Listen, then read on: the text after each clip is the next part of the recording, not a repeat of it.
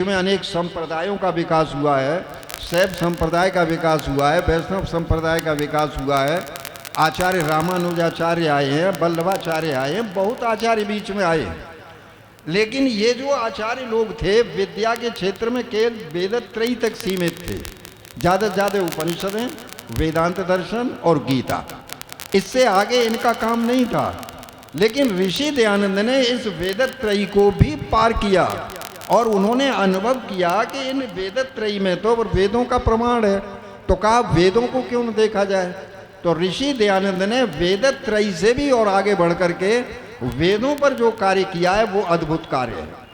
उन्होंने 21 वर्ष की अवस्था में अपने परिवार को छोड़ दिया था और 21 वर्ष की अवस्था से लेकर के 36 वर्ष की अवस्था तक उन्होंने बराबर भारत का भ्रमण किया है। वो ऋषि 36 वर्ष की आयु में गुरु विरजानंद के पास पहुँचे। उससे पहले 15 वर्ष का जो उनका काल है वो भारतवर्ष का पद यात्रा करना, भीषण जगह जाना, क्या पहाड़, क्या जंगल, क्या नदियाँ, क्या मैदान, क्या ऊंचाई नीचाई, जंगल, इतना घोर परिश्रम उस आदमी ने किया। और भारत के पतन के उसने 2 कारण अनुभव किए। एक तो ये अनुभव किया कि ब्राह्मण वेद वर्ग से हट गया है। ब्राह्मण जब वेद से हट गया है तो ब्राह्मण ही मार्गदर्शक था, क्योंकि ब्राह्मण की परिभाषा ये थी कि ब्रह्म जानाति ब्राह्मण है, जो ब्रह्म को जानता है, जो वेद को जानता है वो ब्राह्मण है। अब वेद को पढ़ा नहीं, वेद के बारे में प्रसिद्ध हो गया कि शंकासुर ले गया है। तो ऋषि दयानंद ने अनुभव किया कि जो ब्राह्मण समाज का मार्गदर्शक था वो वेद से विहीन हो गया है। और दूसरा, जो क्षत्रिय लोग थे ये सुरा और सुंदरी में डूब गए। इनके राजमहलों के अंदर बस नाच रंग चल रहे हैं। राजस्व आता था, राजा की विलासता पर व्यय हुआ करता था। राजस्व का जनता से कोई संबंध नहीं था। राजा लोगों ने जनता में शिक्षा का प्रचार या यातायात के साधन या कोई कृषि में सुधार या और इस तरह के कार्य, सामाजिक सुधार, इन पर राजाओं का व्यय नहीं था। राजाओं का व्यय था अपने महल बनवाने पर और मूर्ति पूजा के लिए अपने अपने मंदिर बनवाने पर। जैसे ये जयपुर नरेश का मंदिर है, ये बीका नरेश मरी का मंदिर है, ये उदयपुर नरेश का अपने व्यक्तिगत, वो भी सार्वजनिक व्यक्तिगत मंदिर बनते थे। ये अमुक राजा का है, वो इसी में पूजा करेगा, वो इसमें। तो राजस्व जो उस समय था वो जनता के हित में व्यय नहीं हुआ करता था, राजाओं के विलासता पर व्यय था। तो ऋषि दयानंद ने इन दोनों कारणों को अनुभव किया कि ब्राह्मण वर्ग वेद से हट गया है और क्षत्रिय वर्ग सुरा और सुंदरी में डूब गया है। परिणाम देश का यह है कि न क्षत्रिय रहा न ब्राह्मण रहा, तो अब मार्गदर्शन कौन करता। तो जनता का भटक जाना स्वाभाविक था। नाना प्रकार के मत मतांतर पैदा हो गए और हो गए। वर्ण व्यवस्था जो थी पूरी तरह से जन्मजात गति में बदल चुकी थी। जन्मना आजाती प्रारंभ हो चुकी थी, छुआछूत फैल गई थी, ऊंच नीच फैल गई थी। ब्राह्मण वर्ग जो उस समय आचार्य वर्ग था उसका कहना था कि हम देवता हैं, पृथ्वी के हमें पूजा जाए। और ब्राह्मण वर्ग ने, आचार्यों ने इस अस्पृश्यता को, छुआछूत को, नीच ऊंच को इतना धर्म का रूप दे दिया था कि आदमी ये कहता था कि अगर मैंने इसके हाथ की रोटी खा ली तो धर्म भ्रष्ट हो गया। यानी धर्म का रूप प्रकट कर दिया था। आदमी को छूना भी अगर है तो धर्म भ्रष्ट हो गया, रोटी भी खा ली तो धर्म भ्रष्ट हो गया। ऋषि दयानंद के जीवन की एक घटना आती है कि भक्त लोग भोजन लेकर के आया करते थे। एक नाई भक्त था, वो भोजन लेकर के आया तो उन्होंने भोजन करना शुरू कर दिया। उनका ये था जो भक्त ले आता है भोजन का समय, चलो कर लेंगे। पास में ठाकुर साहब बैठे थे। ठाकुर साहब ने कहा, स्वामी जी रुकिए रुकिए, ये रोटी नाई की है, आपका धर्म भ्रष्ट हो जाएगा। तो ऋषि दयानंद ने रोटी उठा करके कहा कि ठाकुर साहब देखना, ये रोटी नाई की है कि गेहूं की है। तो ठाकुर साहब ने कहा कि रोटी तो भाई गेहूं की है। कि अच्छा ठाकुर साहब ये गेहूं की रोटी है, अग्नि में पक चुकी है कि कच्ची है। कि अग्नि में पक चुकी है। कि रोटी गेहूं की है, अग्नि में पक चुकी है, फिर भी इसमें नाई बैठा हुआ है और वो भी सन्यासी का धर्म भ्रष्ट होगा। आप देखो उनकी, आप विचारों को देखिए। कभी कभी मैं सोचता हूँ इतना प्रतिभा संपन्न व्यक्ति ईश्वर की विशेष देन के बिना हो नहीं सकता। बिना ईश्वर की देन के इतना प्रतिभा संपन्न व्यक्ति हो ही नहीं सकता किसी भी तरह। कोई महान आत्मा पुण्य जन्मों के, पता नहीं कितने जन्मों के पुण्य कर्म होंगे जब उनका इस तरह का विकास इस जीवन में आकर के हुआ।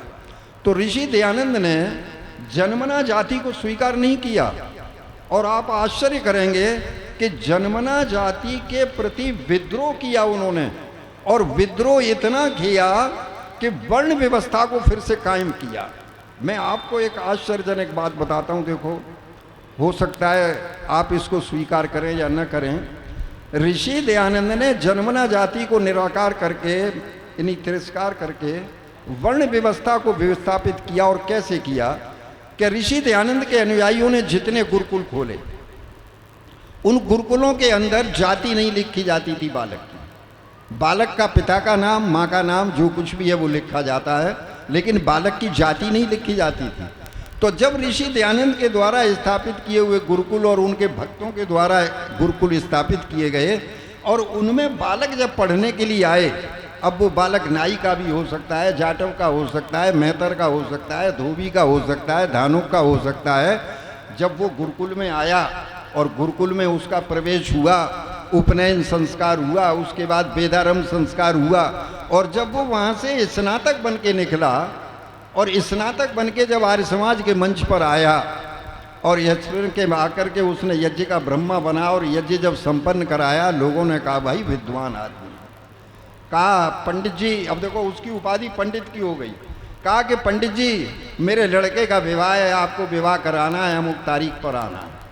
अब वो पंडित जी बन करके भी लड़के का विवाह कराने जा रहे हैं, उसके घर में विवाह करा रहे हैं। पंडित जी आशीर्वाद दीजिए, और उसके पैर छू रहे हैं लोग बाग घर में। अच्छा ये बताओ, किसी ने ये पूछा है आर्य समाज के मंच पर कि तुम्हारी जन्मना जाति क्या है? किसी ने नहीं पूछा। तुम धोबी हो जन्म के, कि मेहतर हो जन्म के, कि जाटव हो जन्म के, कौन हो? कोई नहीं।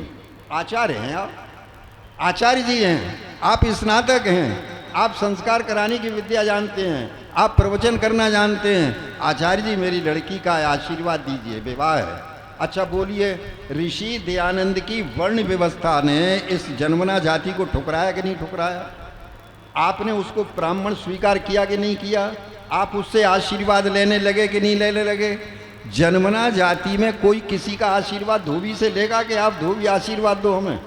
लेकिन नहीं, उस धोबी को पंडित बना करके समाज में उतार दिया आर्य समाज। ये काम सन 47 तक बहुत गति के साथ चल रहा था, लेकिन ये तो जब देश आज़ाद हुआ, और आज़ाद होने के बाद जब संविधान बना, और संविधान में जब आरक्षण दिया गया, तो हमारा काम जितना भी था वो सबका सब, जिसको हमने ब्राह्मण बना दिया था, जो आशीर्वाद देने लगा था, मंच पर बैठ करके हमारे यहाँ संध्या उपासना करने लगा था, यज्ञ का ब्रह्मा बनने लगा था, वो आरक्षण का लाभ लेने के लिए मजिस्ट्रेट साहब के पास पहुंचा, कलेक्टर साहब के पास। मुझे तो आप प्रमाण पत्र दे दीजिए कि मैं तो धोबी हूँ, मुझे आप प्रमाण पत्र दे दीजिए कि मैं तो जाटव हूँ, मुझे प्रमाण पत्र दीजिए कि मैं वाल्मीकि हूँ। हम कह रहे थे भाई तुम ब्राह्मण हो, तुम आशीर्वाद दे रहे हो, समाज में तुम्हारी मान्यता हो गई है, समाज तुम्हें मानने लगा है। जो जन्मना ब्राह्मण है वो तुम्हें हम बुलाने लगे हैं, वो अपने लड़की का विवाह तुमसे करा रहे हैं, तुम तो भी प्रमाण पत्र ले रहे हो।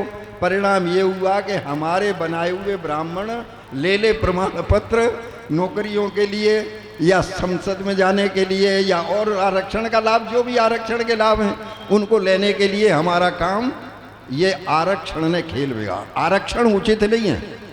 ऋषि दयानंद के समय में आरक्षण की समस्या नहीं थी, और आरक्षण से आप देखिए होता भी विकास नहीं है। अब ये अभी नारियों का आरक्षण किया है। अच्छा ये बताइए, नारियां जब योग्य नहीं है, संसद में चुनेंगी, अब प्रचार करने जाएंगी घर घर के, हमें आप वोट दीजिए, 33% आरक्षण आपने कर दिया, इसका मतलब है नारी योग्य नहीं है, तो भी तुम्हें एमपी के पद पर लड़ाना है उसे, तो भी तुम्हें संसद में उसे पहुंचाना है। अब क्या होगा परिणाम इसका? अब आप देख लीजिए डेमोक्रेसी में। इसीलिए एक राजनीतिक ने लिखा था कि डेमोक्रेसी कंसिस्ट ऑफ फूल्स। ये डेमोक्रेसी जो है ना, ये उचित कोई शासन व्यवस्था नहीं है। क्योंकि मुझे याद है, मैं आर्य समाज का सदस्य था, नामनेर आगरा का, तो मैं जाया करता था रविवार के सत्संग। तो एक बार वहाँ आगरा कॉलेज, जो बहुत प्रसिद्ध उत्तर भारत का कॉलेज है, उसके retired principal doctor S N. Dubey आए थे प्रवचन करने के लिए, और वो राजनीति शास्त्र के थे।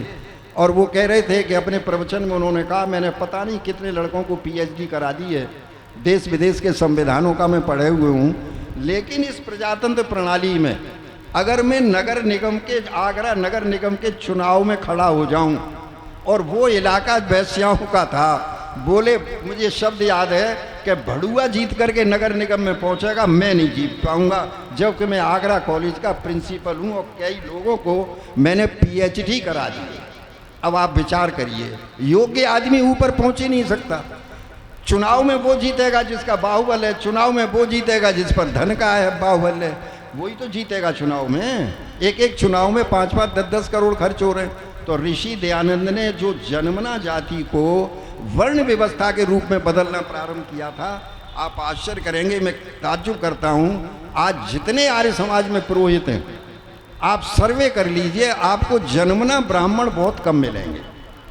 जितने पुरोहित हैं आर्य समाज में, बहुत कम आपको जन्मना ब्राह्मण मिलेंगे। ज़्यादातर पुरोहित जो हैं वो पिछड़ी जातियों के होंगे या अनुसूचित जातियों के हो सकते हैं। सन्यासी आपको मिलेंगे, वानप्रस्थी आपको मिलेंगे। तो इनमें किसने ललक पैदा की? इनमें पढ़ने की ललक, वेद के प्रति ललक, संस्कृत विद्या के प्रति, गुरुकुल में जाने के प्रति आखिरकार किसने ये ललक पैदा की? ये ललक पैदा की ऋषि दयानंद ने। ऋषि दयानंद ने उन लोगों को इतना ऊंचा उठाया कि वेद का विद्वान बना करके समाज के अंदर उनका सम्मान करा दिया। एक बात मैंने आपके सामने ये रखी वर्ण व्यवस्था की, और आपको स्वीकार करना पड़ेगा, ये आप इनकार नहीं कर सकते इस बात को, क्योंकि आज भी उन वर्णों के जिनको आप अछूत समझते थे, आज उन वर्णों के सन्यासी, वानप्रस्थी, पुरोहित हमारे बीच में हैं। आप सर्वे करके देख लेना, आज भी हमारे बीच में हैं। एक दूसरी चीज़ और मैं आपको बताना चाहता हूँ, और वो ये है कि नारी शिक्षा पर उस समय शंकराचार्य का एक शंख गूंज रहा था, और वो क्या था कि नारी नरकस्य द्वारम, नारी इति शूद्रो नियद्यताम, स्त्री शूद्रो नाध्यताम। स्त्री और शूद्र वेद नहीं पढ़ सकते, पढ़ने का अधिकार ही नहीं था। अब आप विचार करिए, जिस समय ऋषि दयानंद ने लड़कियों को पढ़ाने का, नारियों को शिक्षा देने की बात कही, तो काशी के आचार्यों ने विरोध किया, और विरोध करके ये कहा कि तुम ऋषि होकर के नारियों को पढ़ाओगे। कहा कि ये बताओ, यथेमाम वाचम कल्याणी माँ वदन जनभ्य। उन्होंने वेद का ही उदाहरण दिया ऋषि दयानंद ने। कहा ये बताइए, परम पिता परमात्मा कह रहा है कि मैंने जो तुम्हें कल्याणकारी वाणी दी है, जो वाणी मैंने तुम्हें दी है, इस वाणी का तुम समस्त मानव जाति को, चाहे वो मनुष्य चाहे स्त्री है, इसका उपदेश करो। अच्छा ये बताओ, वेद का प्रमाण ही ऋषि दयानंद ने दिया है, और आचार्यों से स्पष्ट कहा है, आचार्य लोग इसका उत्तर नहीं दे सके। तो ऋषि दयानंद ने नारियों को वेद पढ़ने का अधिकार दिया, और उसका परिणाम है आज कि नारियों के बीच में डॉक्टर सूर्या देवी चतुर्वेदा जैसी विद्वान, डॉक्टर धारणा देवी, डॉक्टर प्रियंवदा देवी जो गुरुकुल नजीबाबाद चला रही हैं, डॉक्टर अन्नपूर्णा जी जो द्रोण विद्या देहरादून के पास चला रही, कितने गुरुकुल आज नारियां चला रही हैं, कितनी यज्ञ की ब्रह्मा बन करके आती हैं, कितनी कन्याएं आज वेद पाठ करती हैं। कभी आप बुलाइए अपने यहाँ, आपको पता लगेगा नारियों के बीच में डॉक्टर सूर्या देवी, डॉक्टर धारणा, ये किस तरह से यज्ञ की ब्रह्मा बन करके, और इनके ऐसा नहीं, शोध के कार्य भी करती हैं, निबंध लिखती हैं, पुस्तकें लिखी हैं, संस्कृत में धारा प्रवाह प्रवचन भी करती हैं। तो नारियों का कितना ज़बरदस्त काम हुआ। जो शंकराचार्य ये कहते थे कि स्त्री शूद्रो नाध्यताम, स्त्री और शूद्र तो पढ़ ही नहीं सकते, तो देखो कितना पढ़ने का अधिकार दिया।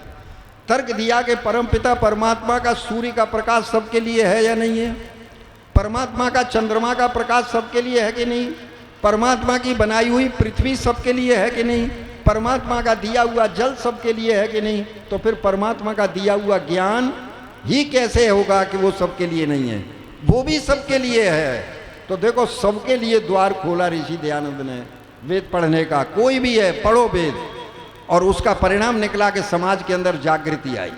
जितना नव जागरण है पूरे विश्व के अंदर, पूरे विश्व के अंदर जितना नव जागरण है, ये नहीं केवल भारतवर्ष, इस्लाम जगत में भी है।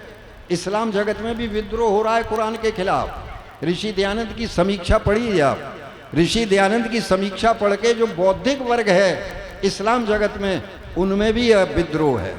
ईसाई जगत में विद्रोह है बाइबल के खिलाफ, क्योंकि वैज्ञानिक युग में अब ये ग्रंथ टिक नहीं पा रहे हैं। इनमें अंधविश्वास भरा पड़ा है। कौन इन बातों को स्वीकार करेगा? आज विज्ञान के युग में कौन ये मानेगा कि सूर्य जो है वो घूम रहा है और पृथ्वी इस तरह? कोई मानेगा इस बात को? जब वैज्ञानिक ये सिद्ध कर रहे हैं कि पृथ्वी गोल है और पृथ्वी सूर्य के चारों तरफ जल सहित कह रही है, इस बात को ऋषि दयानंद ने सत्यार्थ प्रकाश में 1875 में लिखा।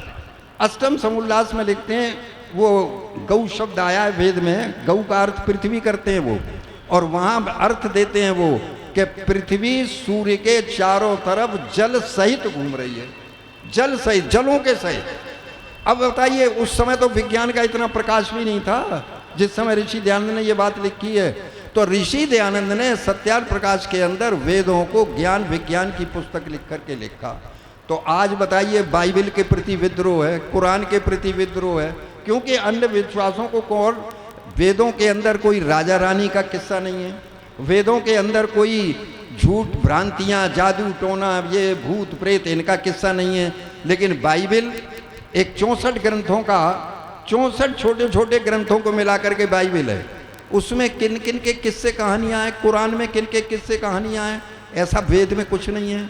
तो वेद ईश्वरीय ज्ञान है। तो ऋषि दयानंद की वेदों के विषय में जो घोषणा है वो है, वेद ईश्वरीय ज्ञान है जो सृष्टि के प्रारंभ में आया। और उन्होंने कहा है कि भाई जब सृष्टि बनी तो इस बनी हुई सृष्टि का संविधान कोई देगा कि नहीं देगा?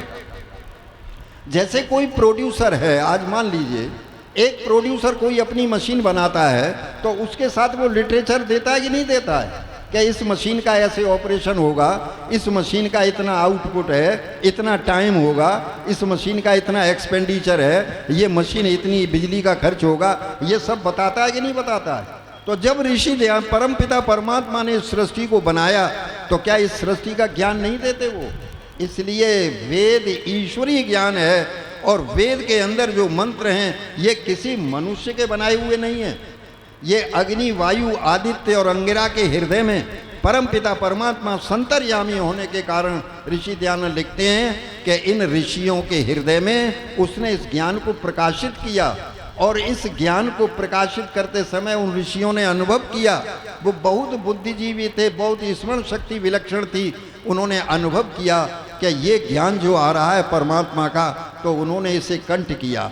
और वो लिखते हैं कि इन चारों ऋषियों ने फिर ज्ञान ब्रह्मा को दिया और ब्रह्मा से लेके जैमिनी तक ये परंपरा चली। ऋषि दयानंद गुरु विरजानंद जी के पास जब पहुंचे, 36 वर्ष की आयु थी, केवल 3 वर्ष उन्हें गुरु विरजानंद जी के पास रहे। 3 वर्ष, 3 वर्ष के अंदर वेदों का स्वाध्याय नहीं हुआ है, व्याकरण पढ़ा है, महाभाष्य और अष्टाध्यायी के अद्वितीय विद्वान बने हैं। आर्ष ग्रंथों का ऋषि दयानंद को पूरा परिचय आर्ष ग्रंथों का दिया है। और ऋषि दयानंद से कहा है कि सारे संसार के अंदर अनार्ष ग्रंथों का प्रचार हो रहा है, पाखंड का प्रचार है, तुम आर्ष ग्रंथों को बताओ।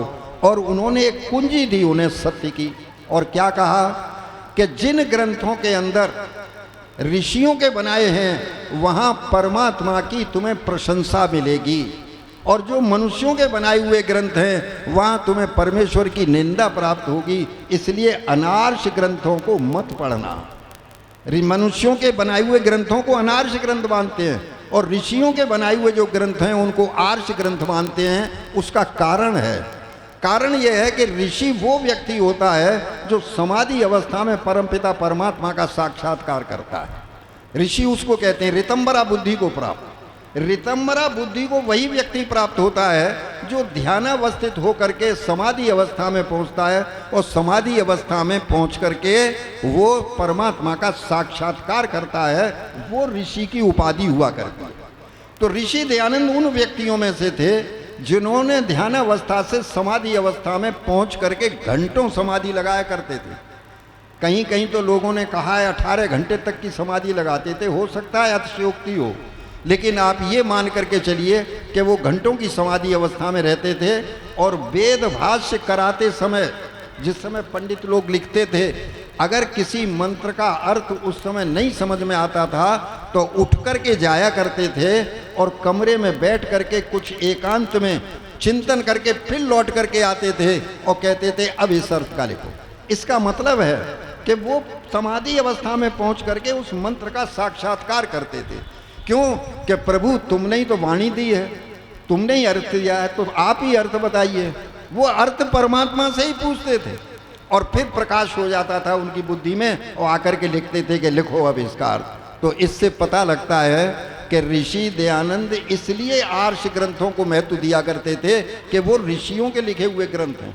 और उन्होंने परंपरा भी दी कि ब्रह्मा से लेके जैमिनी तक जो ऋषि है, मैं इस परंपरा को स्वीकार करता हूँ।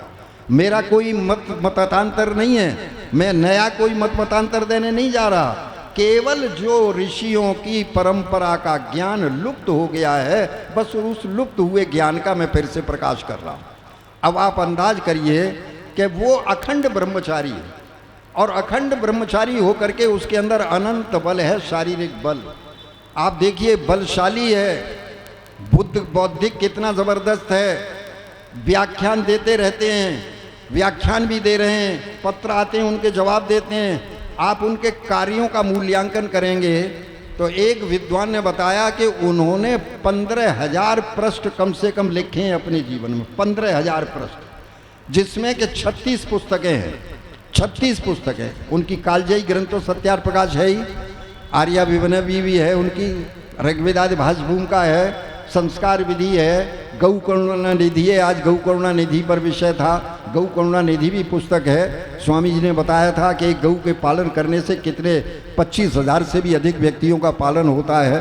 तो ऋषि दयानंद ने अपने जीवन में 15,000 पृष्ठ कम से कम फुल इसके साइज के लिखे, और कम से कम उनके जो ग्रंथ हैं लिखे हुए वो 36 बताते हैं आंकड़ा विद्वान लोग के, उनके कम से कम 36 ग्रंथ हैं। और उन्होंने कम से कम 3,000 प्रवचन किए, 3,000 प्रवचन, और उन्होंने अपने जीवन में 45 शास्त्रार्थ किए। हो सकता है इस गणना में थोड़ी बहुत कमी हो या अधिक हो, वो चीज़ें अलग है, लेकिन वो उनके कार्य का अधिकता आप इससे आंकना कर सकते हैं कि एक व्यक्ति ने पद यात्राएं भी की है, एक व्यक्ति वेद भाष्य भी कर रहा है, एक व्यक्ति शास्त्रार्थ भी कर रहा है, एक व्यक्ति लोग आ रहे हैं तो उनके प्रश्नों के उत्तर भी दे रहा है, और एक व्यक्ति जो है सो ही रहा है, अपने जीवन के संबंधित कुछ काम होंगे वो भी कर रहा है। आखिरकार कितना काम किया उस व्यक्ति ने, यानी कितना लेखन।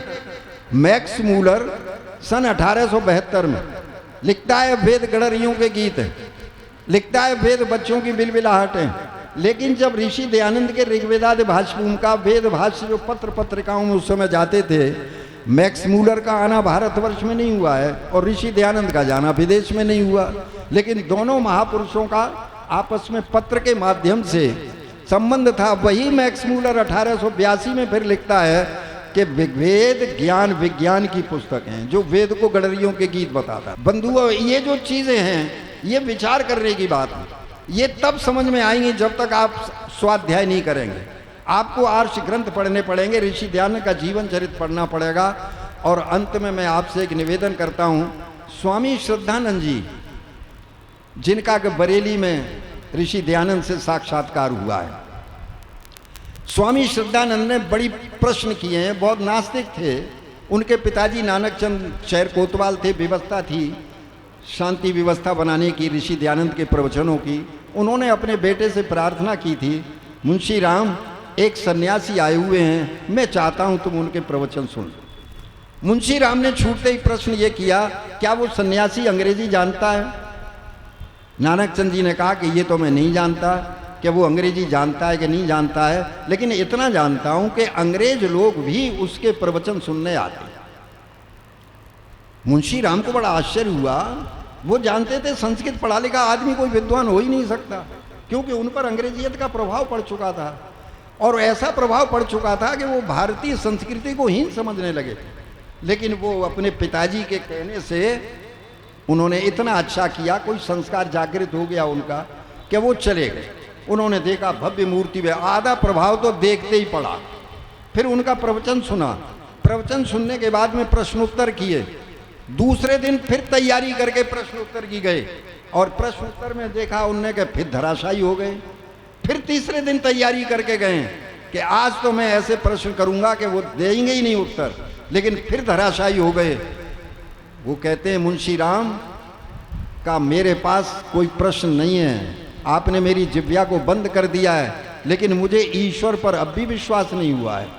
तो दयानंद कहते हैं कि मुंशी राम, तुमने प्रश्न किए, मैंने उत्तर दिए हैं, मैंने ये तो नहीं कहा था कि मैं तुम्हें ईश्वर पर विश्वास करा दूंगा। ईश्वर पर विश्वास तो तुम्हें उस दिन होगा जिस दिन ईश्वर की कृपा होगी। और देखो कठोपनिषद में भी आता है, नायमात्मा प्रवचन लभ्या न मेधया न बहुना श्रुते यमे वेशु विनते लभ्य तत्सई आत्मा। जिस समय ईश्वर की कृपा होती है तब उस आत्मा को ईश्वर पर विश्वास होता है। तो बंधुओं, मुंशी राम आगे चल के श्रद्धानंद बनते हैं और श्रद्धानंद बन के गुरुकुल कांगड़ी की स्थापना करते हैं। और कितने विद्वान काशी ने आपको कांगड़ी दिए, कितनी संस्कृत विद्या के विद्वान से एक वेद के विद्वान आपके काशी के इस गुरुकुल कांगड़ी के हुए, जिन्होंने के आर्य जगत में अपना काम कितना किया है। बस एक संस्मरण और पंडित लेखराम जी का सुनाता हूँ। पंडित लेखराम जी पेशावर में उन्होंने आर्य समाज की स्थापना की और आर्य समाज में स्थापना करने के बाद कुछ शंकाएं उनके सामने आईं। उस समय अद्वैतवाद का फैला हुआ था, ब्रह्म सत्यम जगन मिथ्या। तो वो अद्वैतवाद के कारण उनकी शंकाएं जब आई तो उन्होंने सोचा कि इन शंकाओं का समाधान ऋषि दयानंद से ही हो सकता है। ये सन 80 की बात है। पंडित लेखराम का ये पहली भेंट और अंतिम भेंट थी, यही भेंट हुई है। वो अजमेर आते हैं और अजमेर आकर के उनसे परामर्श करते हैं, कहते हैं स्वामी जी मेरी शंकाओं का समाधान करिए। बोलिए क्या शंका है तुम्हारी? कि मेरी एक शंका ये है, क्या जीव और ब्रह्म दोनों अलग अलग हैं? और अगर अलग अलग हैं, मैं ये मानता हूँ अभी तक ये संसार कह रहा है कि जीव और ब्रह्म एक ही हैं, अगर ये अलग अलग हैं तो मैं कोई वेद का प्रमाण चाहता हूँ। तो कहा कि लेखराम, अरे तुम वेद का प्रमाण क्या, यजुर्वेद का 40वां अध्याय पूरे 17 मंत्र इस बात का प्रमाणित कर रहे हैं कि ईश्वर और जीव अलग अलग है। यजुर्वेद का पूरा 40वां अध्याय प्रमाण के रूप में लगो। और प्रश्न वहाँ करते हैं, उनकी शंका मिटती है, लौट करके आते हैं और उन शंकाओं का समाधान अपने आर्य समाज के माध्यम से करते हैं। और फिर पूरा जीवन आप लेखराम का देख लीजिए। स्वामी श्रद्धानंद ने अंजलि दी है उनको, श्रद्धांजलि, और वो क्या लिखते हैं कल्याण पथिक में। स्वामी श्रद्धानंद जी लिखते हैं कि ऋषवर, आपका नश्वर शरीर समाप्त हुए 47 वर्ष हो चुके हैं, लेकिन आपकी वो भव्य मूर्ति मेरे आज भी हृदय पर अंकित है। मैं उस भव्य मूर्ति को भूल नहीं पा रहा हूँ और मैं न जाने कितने बार गिरते गिरते केवल आपके स्मरण करने से मैं विभिन्न पापों से बचा हूँ। आपके उपदेशों की अग्नि ने न मालूम संसार में कितने पापों को दग्ध कर दिया है, कितने मनुष्यों की आत्माएं पवित्र होकर के कल्याण के मार्ग पर चलने लगी हैं। ये स्वामी श्रद्धानंद की श्रद्धांजलि कल्याण पथिक में ऋषि दयानंद के प्रति है, जिसमें उन्होंने ये प्रकट किया है कि ऋषवर, आपके उपदेश की अग्नि ने न मालूम कितने पापों को दग्ध कर दिया है संसार में। 100 से अधिक देशों में देखा जाने वाला भारतीय संस्कृति और ऋषियों द्वारा दिए गए ज्ञान व संस्कारों को समर्पित आर्य विचारों का प्रचार करने वाला विश्व का एकमात्र सबसे बड़ा चैनल वैदिक प्रचार।